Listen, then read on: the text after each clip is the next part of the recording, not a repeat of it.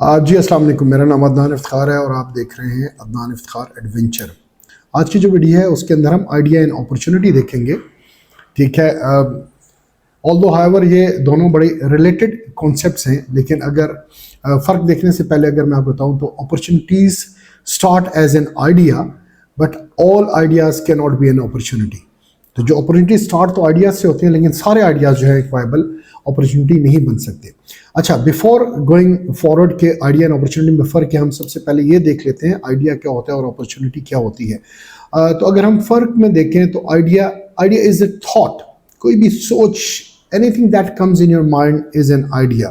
कोई भी सोच जो आपके जहन के अंदर आती है वो एक आइडिया होती है। और अपॉर्चुनिटी क्या है? अपॉर्चुनिटी चांस है, लिटरली मीनिंग मौका है। ठीक है। और जब हम बिजनेस टर्म के अंदर देखते हैं तो हम देखते हैं कि ये जो आइडिया हमारे जहन में आया कि ये एक वायबल बिजनेस अपॉर्चुनिटी बन सकती है कि नहीं बन सकती। और डेफिनेशन जो लास्ट जो एक वीडियो के अंदर हमने जहाँ पे हम अपॉर्चुनिटी डिफाइन की बात करते हैं, तो उसके अंदर बाय डेफिनेशन अपॉर्चुनिटी के बारे में कहते हैं कि when circumstances are in your favour, और जब फेवरेबल सर्कमस्टांसेस होते हैं then that idea becomes your opportunity. ठीक है। तो ये तो एक आइडिया एंड अपॉर्चुनिटी की जो है वो है डेफिनेशन, या हम कह सकते हैं उसका है। So what's the difference? As I said earlier कि अपॉर्चुनिटीज जो हैं वो स्टार्ट एज ए आइडिया से होते हैं, लेकिन सारे आइडियाज जो है वो अपॉर्चुनिटी नहीं बन सकते। ठीक है। अब अगर हम फ़र्क के लिहाज से इसको हम देख लें तो जो डेफिनेशन में ऑलरेडी बता चुका हूँ उसको हम फर्दर डिफाइन कर लेते हैं कि ये एक थॉट है, एक कॉन्सेप्ट है और एक इनोवेशन है दैट हैज़ पोटेंशियल, जिसका कोई ना कोई पोटेंशियल है। That is I am talking about an idea. और जब हम अपॉर्चुनिटी की बात करते हैं तो जो फेवरेबल सिचुएशन जहाँ पे आइडिया कैन बी सक्सेसफुली, जो आइडिया आपके पास आया है वो एक फेवरेबल सिचुएशन आ गया जहाँ पे उस आइडिया को आप इम्प्लीमेंट कर सकते हैं, then that becomes an opportunity. जो सेकेंड है फिजिबिलिटी। आइडियाज कुछ भी आते हैं, बहुत ज़्यादा आ सकते हैं आपके जहन के अंदर, और सारे आइडिया फिजिबल नहीं हो सकते, मे और मे नॉट बी फिजिबल, लेकिन आइडिया तो कुछ भी आ सकता है। सारे आइडियाज़ जैसे मैंने पहले बताया कि वो एक वायबल बिजनेस अपॉर्चुनिटी नहीं बनते, लेकिन अपॉर्चुनिटी स्टार्ट जो है वो आइडिया से होती है। तो फिजिबिलिटी में जब हम अपॉर्चुनिटी की बात करें तो यस, उसकी फिजिबिलिटी है कि रियल वर्ल्ड के अंदर आप उसको एग्जीक्यूट कर सकते हैं और वो एक स्ट्रॉन्ग वायबल प्रॉफिटेबल चीज़ आपके सामने आ सकती है। मार्केट डिमांड आइडिया हो सकता है जो आपके जहन में है। मार्केट डिमांड नेसेसरली ज़रूरी नहीं है कि उसकी मार्केट के अंदर डिमांड हो, लेकिन जब हम अपॉर्चुनिटी की बात करते हैं, ठीक है, तो वो श्योरली उसके एग्जिस्ट जो करती है, उसकी नीड या डिमांड है मार्केट के अंदर, so that's then becomes an opportunity. यार इस बात को मैं 10,000 दफ़ा रिपीट कर चुका हूँ। Identify a need, fulfil a need and make money. तो जो नीड है, जो मार्केट के अंदर ऑलरेडी डिमांड मौजूद है, दैट इज़ एन अपॉर्चुनिटी। और ये शॉर्टकट फॉर्मूला है। ठीक है। जो प्रॉब्लम है उसके सोल्यूशन दो और पैसे कमाओ। जो थर्ड है रिस्क लेवल। ठीक है।